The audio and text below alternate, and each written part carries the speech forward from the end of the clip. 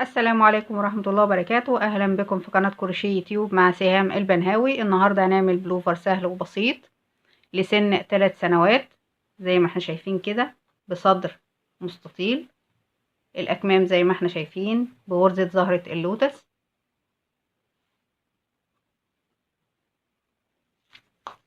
المقاسات أنا عندي هنا نص دوران الصدر 35 سنتي، 35 سنتي. عندي هنا فتحة الرقبة 13 سنتي، فتحة الرقبة. طبعا الطول سواء طول البلوفر او طول الاكمام طبعا ده في ايديكي. الادوات اللي احنا استخدمناها، استخدمت خيط برنسيس سوفتي درجة اللون 220، استخدمت معاها ابرة رقم 3 وابرة التنظيف، واستخدمت المزورة للقياس. انا عندي البلوفر بيبتدي من فوق لتحت، يعني ببتدي بدوران الراس، فانا بعمل السلاسل واقيسها على دوران الراس وابتدي ان انا اقسم الغرز بتاعتي. انا اشتغلت 82 غرزة، قسمت جزء للصدر وجزء للظهر وجزء على كل كتف. واللي اول مرة تشوف اعمالي ما تنسيش تدوسي على الزرار الاحمر اللي تحت الفيديو وتدوسي على الجرس عشان يوصلك كل جديد. وتعالوا مع بعض نتابع باقي الخطوات.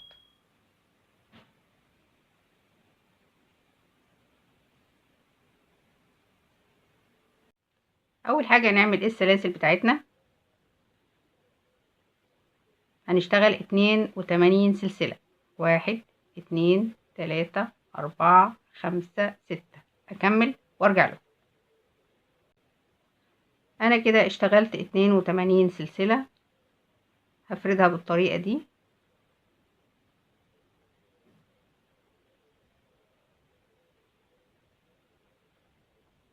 واقفل في اول غرزة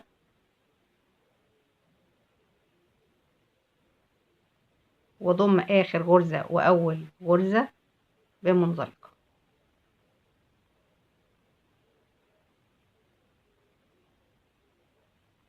بالشكل ده. السطر اللي بعد كده هرتفع 1 2 3 واشتغل عمود بلفة في كل غرزة، يبقى في نهاية السطر هيبقى عندي 82 غرزة عمود، عمود فوق كل غرزة.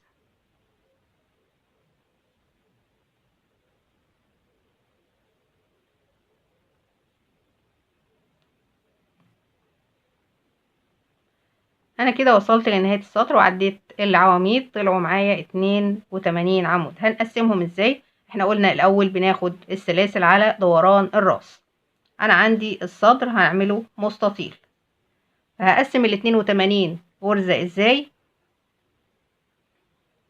هحط 13 عمود على الكتف و13 عمود على الكتف التاني، وعندي هنا 26 غرزة في الامام و26 غرزة في الخلف، وعندي هنا في كل زاوية حددت غرزة، يبقى كده المجموع 82 غرزة. انا كده وصلت لنهاية السطر وهقفل في تالت سلسلة بمنزلقة وارتفع 1 2 3 والف الشغل وهشتغل عمود التالت. انا كده ادي عمود التاني، التالت، الرابع، الخامس. هكمل 13 عمود وارجع لكم. انا كده اشتغلت 13 عمود، هاجي في الغرزة رقم 14 واشتغل عمود التاني، بعد كده سلسلة وفي نفس المكان 2 عمود.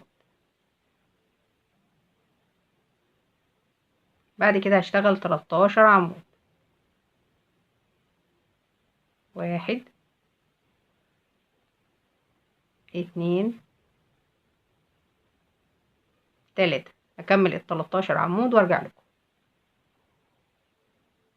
انا كده بعد الزاوية اشتغلت 13 عمود.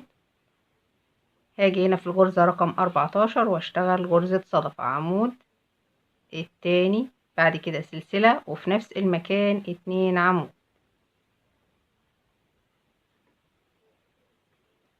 دي كده غرز الكتف. انا عندي هنا اشتغلنا نص الظهر، انا عندي في الظهر 26 غرزة، اشتغلت منها 13 غرزة. بعد كده الكتف، بعد كده الصدر هنشتغل 26 غرزة.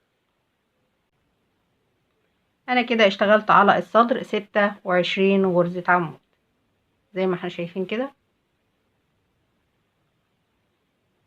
بعد ال26 عمود عندي هنا في الغرزة رقم 27 هنشتغل صدفة، عمود التاني، بعد كده سلسلة وفي نفس المكان 2 عمود.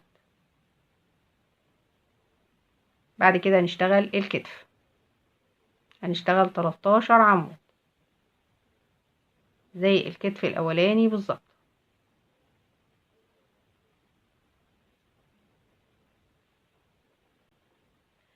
انا كده خلصت ال13 غرزة اللي على الكتف التاني وعملت الصدفة الرابعة. بعد كده هننهي السطر باخر 13 غرزة في الظهر. عندي هنا بعد الصدفة الاخيرة هشتغل عمود فوق كل غرزة، يبقى المجموع في الظهر 26 غرزة زي الامام بالظبط. وصلت لنهاية السطر وهقفل في تالت سلسلة من سلاسل الارتفاع بمنزلقة بالشكل ده. بعد كده هرتفع 1 2 3 والف الشغل واشتغل عمود فوق كل غرزة لحد ما نوصل عند الزاوية.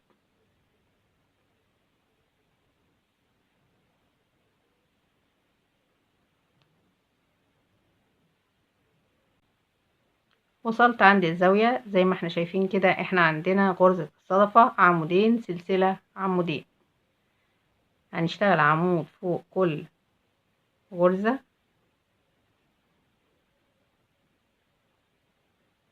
وهنيجي هنا في السلسلة في الفراغ وهنشتغل نفس الكلام، عمود التاني، بعد كده سلسلة في نفس المكان 2 عمود.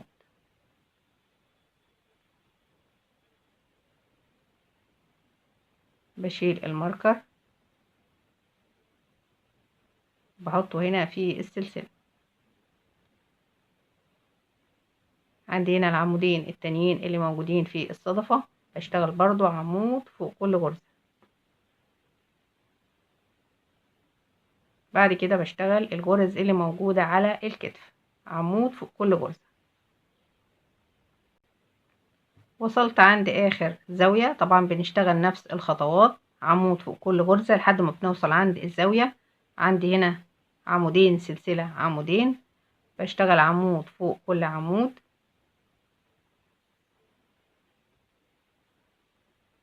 عندي هنا في السلسلة بشتغل برضو صدفة، ادي 1 2، بعد كده سلسلة وفي نفس المكان 2 عمود. بعد كده بكمل العمودين اللي في الصدفة اللي تحت. بعد كده بشتغل عمود فوق كل غرزة لنهاية السطر. وصلت لنهاية السطر، عندي هنا تالت سلسلة من سلاسل الارتفاع كده، 1 2 3.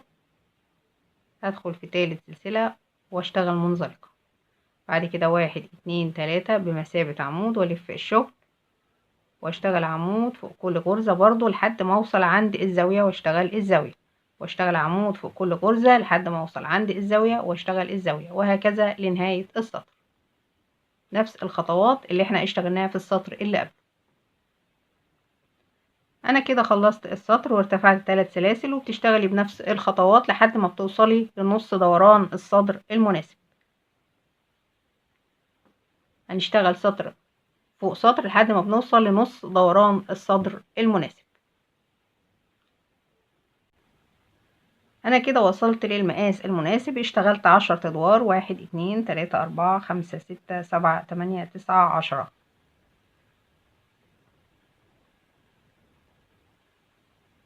ده شكل الصدر بتاعنا.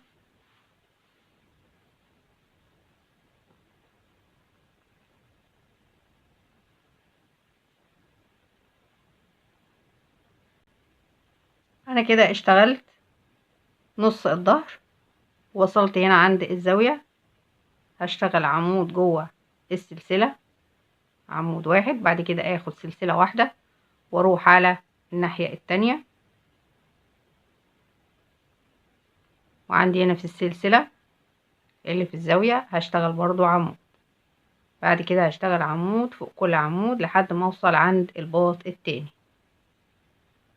طبعا احنا بنعمل السلاسل على حسب راحة الصدر.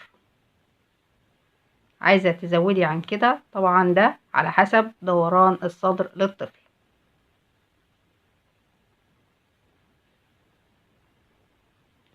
وصلت للباط التاني، عندي هنا في السلسلة هشتغل عمود، بعد كده سلسلة واروح للناحية التانية، هشتغل عمود برضو في السلسلة اللي في الزاوية،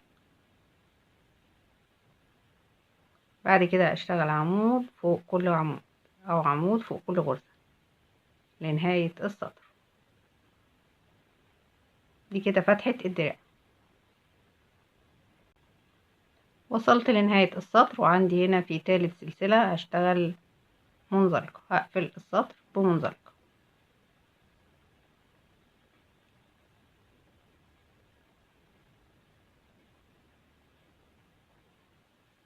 بالشكل ده. بعد كده ارتفع 1 2 3 والف الشغل واشتغل غرزة فوق كل غرزة،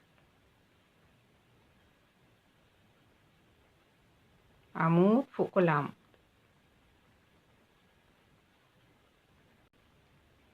وصلت تحت الباط زي ما احنا شايفين كده، هشتغل العمود، بعد كده السلسلة هشتغل فوقها عمود، بعد كده العمود اللي موجود في الجنب التاني، بعد كده هشتغل عمود فوق كل غرزة بالشكل.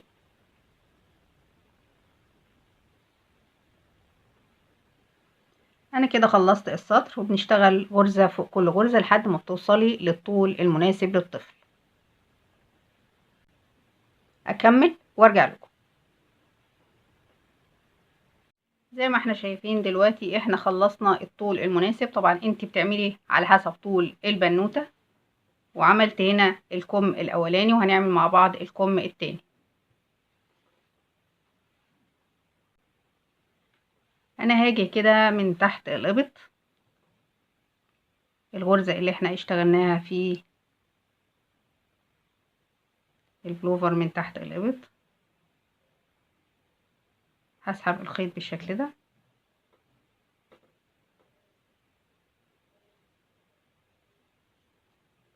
وابتدي اشتغل اول عمود. هرتفع 1 2 3 كده بمثابة عمود. العمود التاني زي ما احنا شايفين كده، عندي العمود اللي مايل ده هشتغل فيه 2 عمود.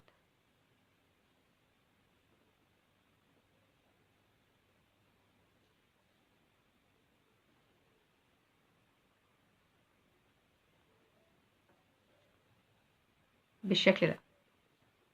بعد كده هشتغل عمود فوق كل عمود. انا عايزة عدد العواميد يقبل القسمة على 6، يقبل القسمة على 6. يعني انا هنا في الكم ده اشتغلت عواميد طلع معايا 54 عمود. 54 عمود طلع معايا كام زهرة لوتس؟ طلعوا 9. 9 زهرات من اللوتس. يبقى 54 على 6 ادتني 9 زهرات.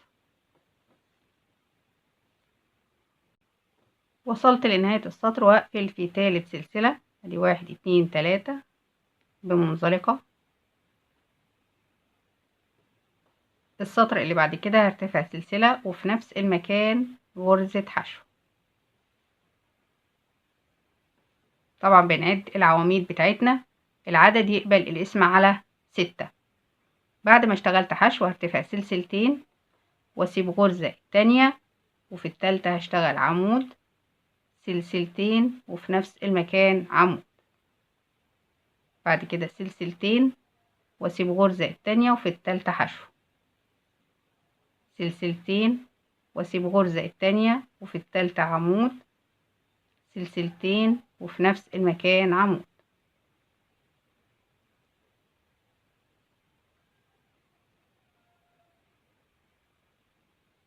سلسلتين واسيب غرزة التانية وفي التالتة حشو، واكرر لنهاية السطر. وصلت لنهاية السطر. بعد ما اشتغلت غرزة الحشو هرتفع سلسلتين واسيب غرزة التانية وفي التالتة هشتغل غرزة حرف بي، عمود، سلسلتين، عمود في نفس المكان. بعد كده سلسلتين واسيب غرزة التانية واجي هنا بغرزة الحشو اللي اشتغلناها في بداية السطر وهياخد منزلقة. انا عايزة اوصل جوه غرزة حرف بي، فهاخد منزلقة في منزلقة في منزلقة، وهرتفع 1 2 3 وهشتغل غرزة بف، لفة التانية عشان في عمود. هخرج من ده كله، هيبقى عندي حلقتين على الإبرة واخرج من الحلقتين. بعد كده سلسلتين واخد غرزة بف، لفة التانية التالتة، واخرج من ده كله، هيبقى عندي حلقتين على الإبرة واخدهم في حلقة واحدة، سلسلتين وارجع تاني اخد غرزة بف، لفة التانية التالتة، واخرج من ده كله، يبقى عندي حلقتين على الإبرة اخدهم في حلقة واحدة. بعد كده سلسلة واروح على غرزة حرف في التانية واشتغل نفس الخطوات، لفة التانية التالتة، واخرج من ده كله، يبقى عندي حلقتين على الإبرة اخدهم في حلقة واحدة. بعد كده سلسلتين، غرزة بف، 1 2 3، سلسلتين كمان مرة، 1 2 3، واخرج من ده كله. بعد كده سلسلة في غرزة حرف بي، هشتغل نفس الخطوات لنهاية السطر. وصلت لآخر السطر. بعد ما اشتغلت غرزة زهرة اللوتس هاخد سلسلة ما بين الزهرة والزهرة، بيبقى فيه سلسلة.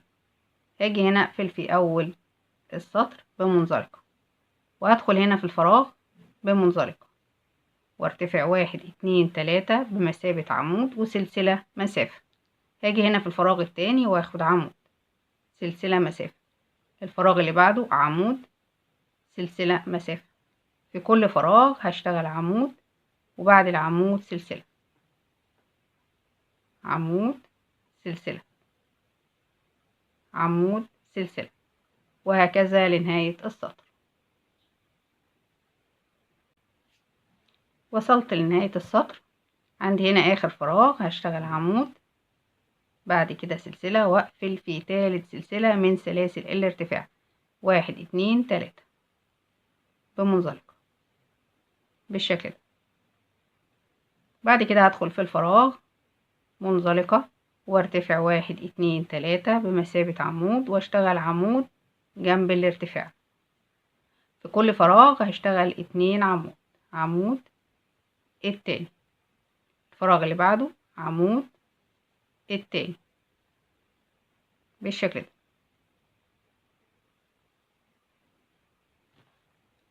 وصلت لآخر فراغ وهشتغل 2 عمود.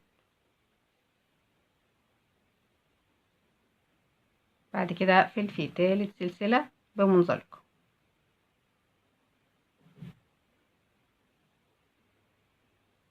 هرتفع سلسلة وفي نفس المكان غرزة حشو.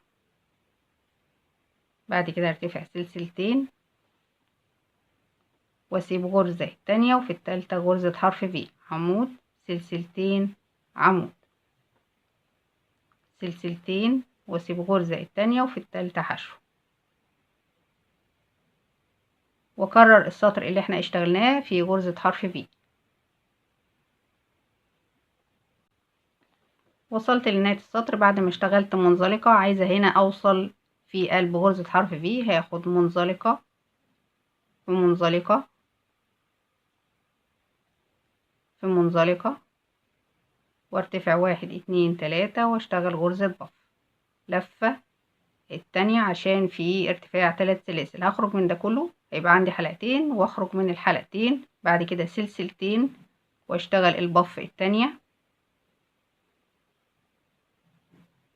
سلسلتين، بعد كده البف التالتة، بعد كده سلسلة، واروح على غرزة حرف في التانية واشتغل نفس الخطوات. هشتغل لحد ما اوصل لطول الكم المناسب للطفل.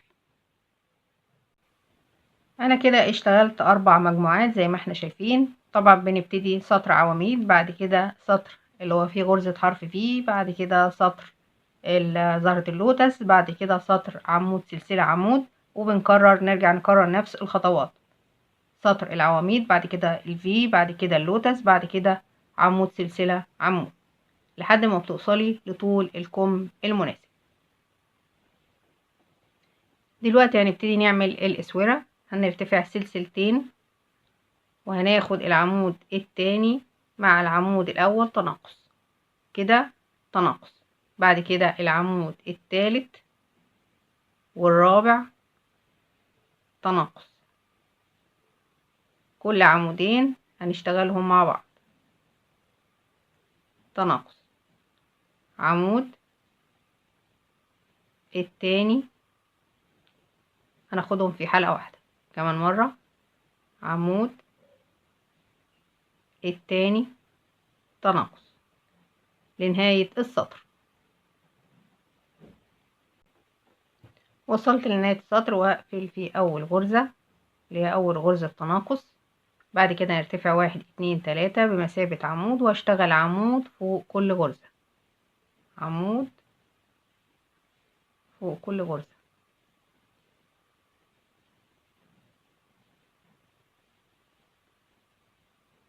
بالشكل ده.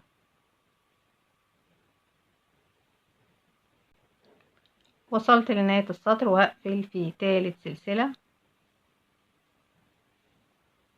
بعد كده نرتفع 1 2 سلسلتين واشتغل عمود امامي، العمود التاني، العمود التالت هشتغله عمود خلفي، العمود اللي بعد كده عمود امامي، العمود اللي بعده عمود خلفي، عمود امامي وعمود خلفي لنهاية السطر. وصلت لنهاية السطر وأقفل في تاني سلسلة بمنزلقة، وارتفع سلسلتين واشتغل العمود الأمامي هشتغله عمود أمامي،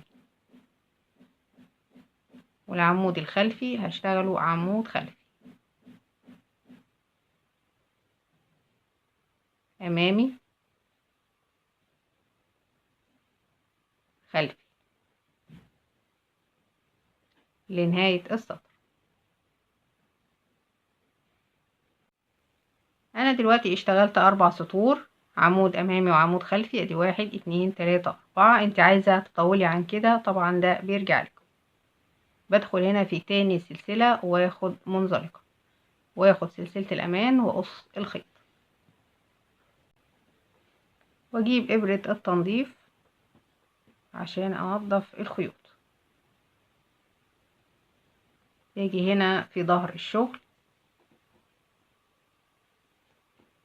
وانضف الخيوط بالشكل ده.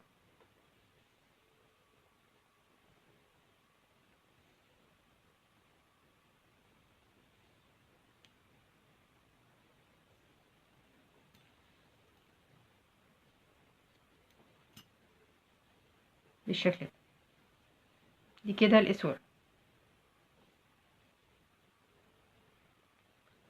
احنا كده خلصنا الاكمام.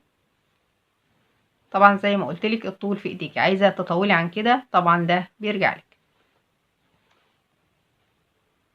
الكم التاني. دلوقتي هنعمل مع بعض الكولا. عندي هنا ظهر البلوفر، ده كده خط البداية والنهاية اللي موجود في الظهر. هاجي هنا واشبك الخيط،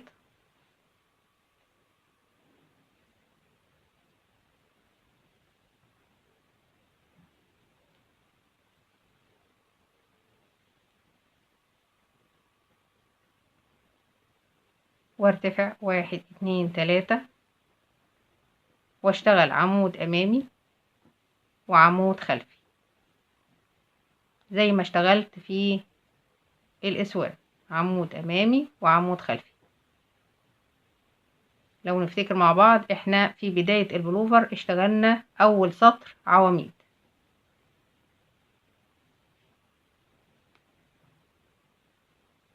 بالشكل ده. انا كده عملت 3 سطور، عمود امامي وعمود خلفي، 1 2 3، وهقفل في تاني سلسلة واخد منزلقة واخد سلسلة الامان واقص الخيط. هنضف برضو بطريقة الاسورة في ظهر البلوفر بالشكل ده، وهنضف الخيوط.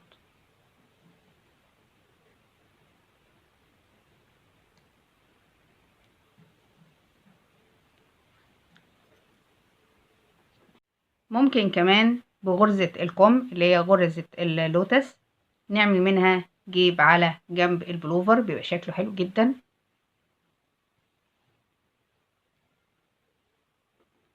وبكده الفيديو بيكون خلص معانا، واتمنى يكون الفيديو عجبكم. اي استفسار نكتبه في التعليقات وانا ان شاء الله هرد عليكم. ولأول مرة تشوف اعمالي ما تنسيش تدوسي على الزرار الاحمر اللي تحت الفيديو وتدوسي على الجرس عشان يوصلك كل جديد احنا بننزله. اشوفكم على خير، مع السلامة.